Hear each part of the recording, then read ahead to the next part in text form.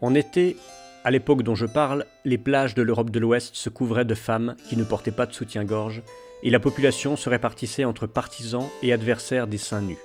La famille Clévis, le père, la mère et leur fille de 14 ans, étaient assises devant le téléviseur et suivaient un débat dont les participants, qui représentaient tous les courants intellectuels de l'époque, développaient leurs arguments pour et contre le soutien-gorge. Le psychanalyste défendait ardemment les seins nus et parlait de la libération des mœurs qui nous délivre de la toute-puissance des fantasmes érotiques. Le marxiste, sans se prononcer sur le soutien-gorge, le Parti communiste comptait parmi ses membres des puritains et des libertins et il n'était pas de bonne politique de dresser les uns contre les autres, fit habilement dévier le débat sur le problème plus fondamental de la morale hypocrite de la société bourgeoise qui était condamnée. Le représentant de la pensée chrétienne se sentait obligé de défendre le soutien-gorge, mais il ne le faisait que très timidement car il n'échappait pas non plus à l'esprit omniprésent de l'époque. Il ne trouva en faveur du soutien-gorge qu'un seul argument, l'innocence des enfants qu'à l'entendre nous avons tous le devoir de respecter et de protéger.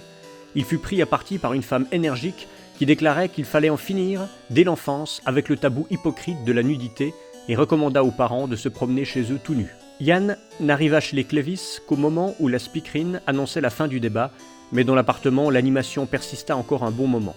Tous les Clévis étaient des esprits avancés, donc opposés au soutien-gorge. Le geste grandiose de millions de femmes rejetant au loin, comme en réponse à un ordre, cette pièce de vêtement infamante, symbolisait pour eux l'humanité secouant son esclavage. Des femmes aux seins nus défilaient dans l'appartement des Clévis comme un invisible bataillon de libératrices. Les Clévis, je l'ai dit, étaient des esprits avancés et avaient des idées progressistes. Il existe de multiples sortes d'idées progressistes et les Clévis défendaient toujours la meilleure variante possible de ces conceptions. La meilleure variante d'une idée progressiste est celle qui renferme une assez forte dose de provocation pour que son partisan puisse se sentir fier d'être différent, mais qui attire en même temps un si grand nombre d'émules que le risque de n'être qu'une exception solitaire est immédiatement conjuré par les bruyantes approbations de la multitude victorieuse.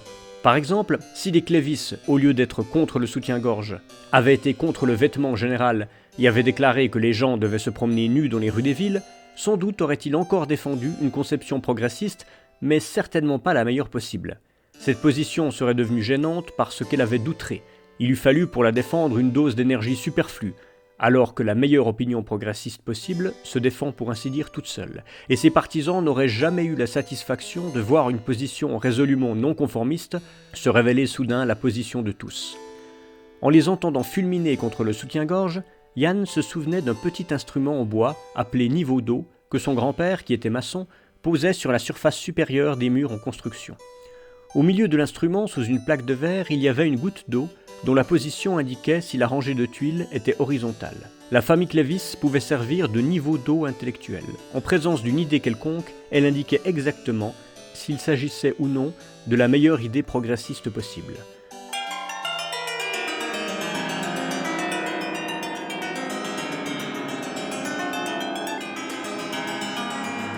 Quand les Clévis, qui parlaient tous à la fois, eurent répété à Yann l'ensemble du débat qui venait d'avoir lieu à la télévision, M. Clévis se pencha vers lui et dit sur le ton du badinage « Tu ne trouves pas que pour les jolies poitrines, c'est une réforme qu'on peut approuver sans réserve ?»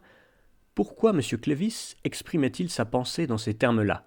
C'était un maître de maison exemplaire, et il s'efforçait toujours de trouver une phrase acceptable pour toutes les personnes présentes. Comme Yann avait la réputation de bien aimer les femmes, Clévis proclamait son approbation des seins nus sans en donner le sens exact et profond, un enthousiasme éthique devant l'abolition d'une servitude millénaire, mais dans une formule de compromis, par égard pour les goûts supposés de Yann et contre sa propre conviction, en parlant du plaisir esthétique que procure la beauté d'un sein.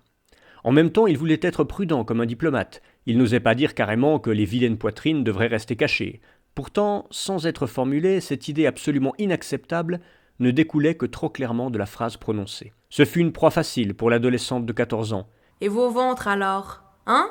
Vos gros bites que vous promenez depuis toujours sur les plages sans la moindre pudeur ?» Madame Clévis éclata de rire et applaudit sa fille. « Bravo !» Monsieur Clévis se joignit aux applaudissements de madame.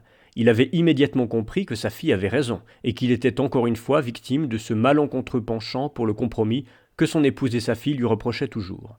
Mais c'était un homme si profondément conciliant qu'il ne défendait ses opinions modérées qu'avec une très grande modération et qu'il céda aussitôt pour donner raison à la jeune extrémiste. D'ailleurs, la phrase incriminée n'exprimait pas sa propre pensée, mais le point de vue supposé de Yann. et il put se ranger du côté de sa fille sans hésitation et avec une satisfaction paternelle.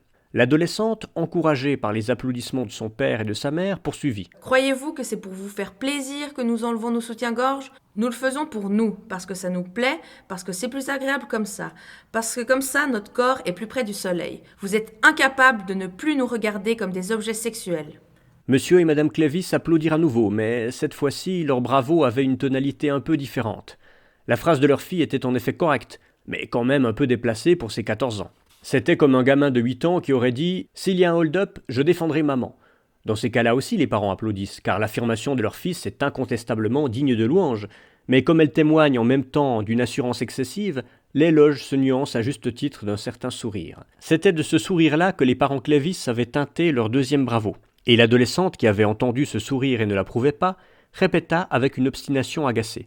« C'est bel et bien fini ce truc-là. Je ne suis un objet sexuel pour personne. » Les parents se contentaient d'acquiescer pour ne pas inciter leur fille à de nouvelles proclamations. Pourtant, Yann ne put s'empêcher de dire « Ma petite fille, si tu savais comme c'est facile de ne pas être un objet sexuel. » Il prononça cette phrase doucement, mais avec une tristesse tellement sincère qu'elle résonna longuement dans la pièce. C'était une phrase qu'on pouvait difficilement traiter par le silence, mais il n'était pas non plus possible d'y répondre. Elle ne méritait pas d'être approuvée, n'étant pas progressiste, mais elle ne méritait pas non plus une polémique, puisqu'elle n'allait pas manifestement contre le progrès. C'était la pire des phrases possibles, parce qu'elle se situait en dehors du débat inspiré par l'esprit du temps. C'était une phrase au-delà du bien et du mal, une phrase parfaitement incongrue. Cette lecture était extraite du roman « Le livre du rire et de l'oubli » de Milan Kundera, disponible en livre de poche dans l'édition parue en 1987 chez Folio.